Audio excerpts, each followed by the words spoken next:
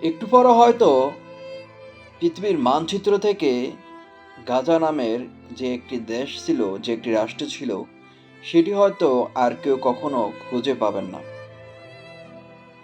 ইসরায়েলে যে বর্বরতা হামলা, মানুষ আকাশে, মানুষ হাওয়ার মধ্যে ভাসছেন, যেটা ভিডিও সামাজিক যোগাযোগ মাধ্যমে ইতিমধ্যে আপনারা সকলে দেখতে পেয়েছেন।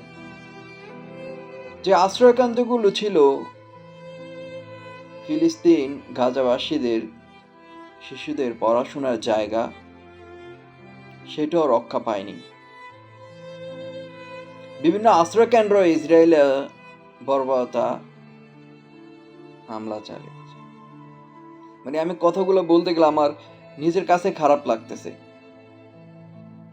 বর্তমানে আন্তর্জাতিক অনেক মিডিয়াকে ইসরায়েলে যে ডিফেন্সে রয়েছে তারা বলে দিয়েছে যে আন্তর্জাতিক যে মিডিয়াগুলো তারা যেন এখান থেকে সরে যায়।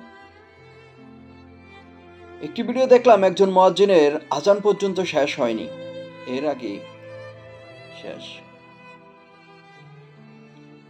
ইতিমধ্যে কিন্তু ফিলিস্তিনে অক্সিজেনের অভাব হয়ে গিয়েছে। হয়তো কিছুক্ষণের মধ্যে আর কেউ থাকবে না, নিমিষেই শেষ। বিশ্ব মুসলিম আজ নীরব।